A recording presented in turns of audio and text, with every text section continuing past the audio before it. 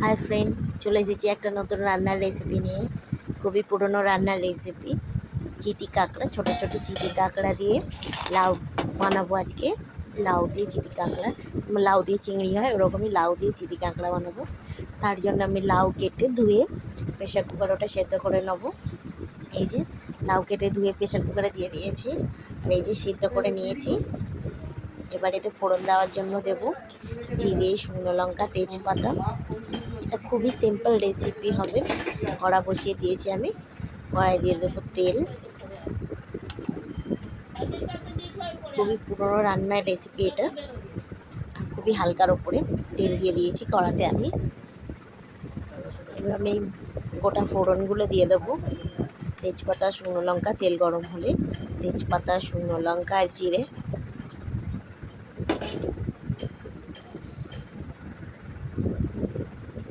তেল গরম হয়ে গেছে, দিয়ে দিলাম।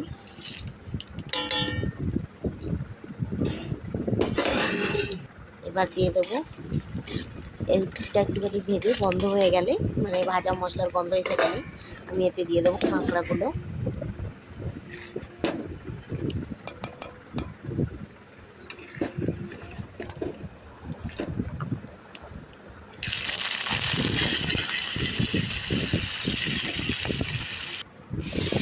কাঁকড়াগুলো আমি সব দিয়ে দিয়েছি, ভালো করে ভেজে নেব। কাঁকড়া খুব বেশি ভাজতে হয় না, হালকাই ভাজতে হয়। আর ছোটো কাঁকড়াগুলো তো একদমই বেশি ভাজতে হয় না। আর এই চিলি কাঁকড়াগুলো সব কটা পেটে গিয়েছিল। এই যে ঘিয়ের জন্য আমি এখনও হলুদ নুন কিছুই দিইনি, তাতেই পুরো হলুদ হয়ে গেছে। একটু আদা বাটা দিয়ে দিলাম আমি, দিয়ে ঘি দিয়ে আদা বাটা দিয়ে দিলাম, দিয়ে এবার নেড়ে নিচ্ছি। যেহেতু ঘি আছে সেহেতু হলুদ হলুদ লাগছে।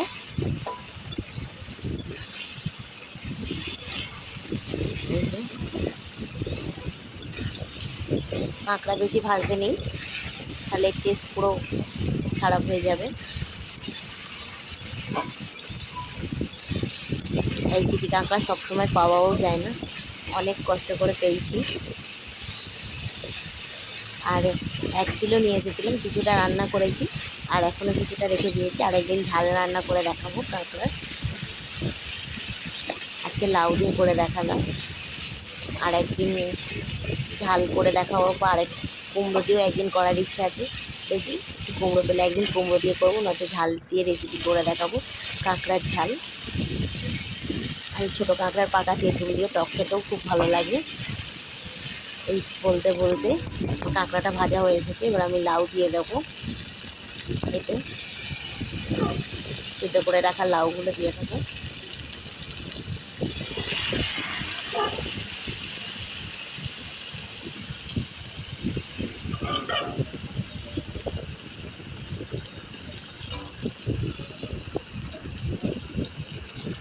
লাউয়ের একটু জলটা ঝরিয়ে দিলেই ভালো হয়।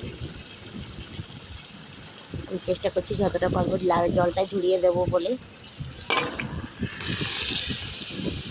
লাউটা দিয়ে দিলাম পুরোটা।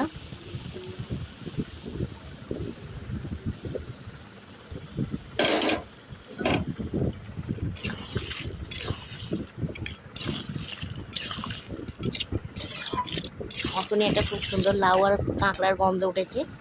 একটু হলুদ দিয়ে দিলাম, বেশি হলুদ লাগবে না, লাভে একটু কম হলুদ দিলেই ভালো। আমি প্রথমেও হলুদ বেশি ইউজ করিনি, অল্পই করেছি। অল্প হলুদ দিয়ে দিলাম, এবার একটু নুনও দিয়ে দেবো। নুন হলুদ দিয়ে ভালো করে লাউটাকে নাড়িয়ে নাড়িয়ে রান্না করতে হবে। আর একটু আদা বাটা দিয়ে দেবো।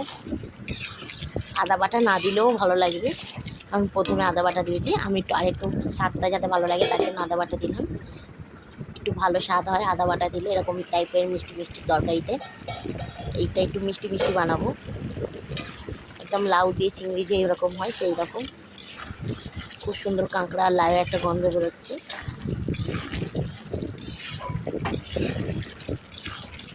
আপনারা চাইলে এরকম ঝোলও নামিয়ে নিতে পারেন, কিন্তু আমি এতটা ঝোল ঝোল নামাবো না, আমি একদম শুকিয়ে দেবো জলটা। এরকম ঝোল ঝোলও নামিয়ে খাওয়া যায় এই রেসিপিটাতে, তো আমি একদম ঝোল করতে চাই না। আবার শুকনো শুকনোও খাওয়া যায়, তো আমি একটু শুকনো শুকনো করতে চাই।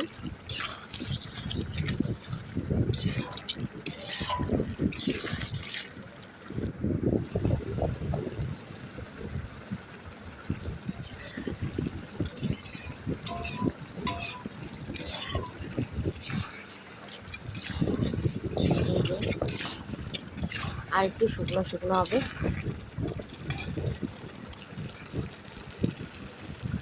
কাঁকড়া অনেক রকমের হয়, এটা ছোট চিপি কাঁকড়া। এই কাঁকড়ার টেস্ট সবচাইতে বেশি হয়। আর পুরোটাতে দেখুন, কাঁকড়াটা তুলে দেখালাম যে পুরো ডিম ভর্তি, এরকম ডিম ভর্তি কাঁকড়ার স্বাদ সবচাইতে বেশি হয়। আর কাঁকড়া দিয়ে পাকা তেঁতুল দিয়ে টক তো সবচাইতে খেতে ভালো লাগে এই ছোটো কাঁকড়া দিয়ে। আমি চেষ্টা করবো একদম পাকা তেঁতুল দিয়ে ছোটো কাঁকড়া টক করে দেখানো। ঝাল বা অন্য তরকারি থেকে টক সবচাইতে বেশি ভালো লাগে কাঁকড়ার।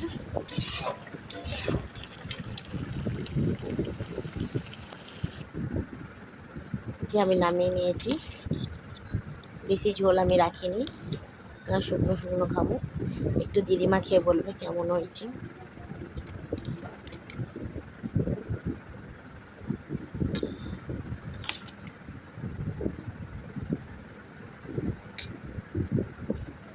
ভিডিওটা ভালো লাগলে লাইক করবেন, কমেন্ট করবেন, শেয়ার করবেন, পাশে থাকা বেল আইকনটি প্রেস করে দেবেন। আর আপনারা কি দেখতে চান আমাকে কমেন্ট করে জানাবেন, যে দিদিমা বলবে কেমন হয়েছে।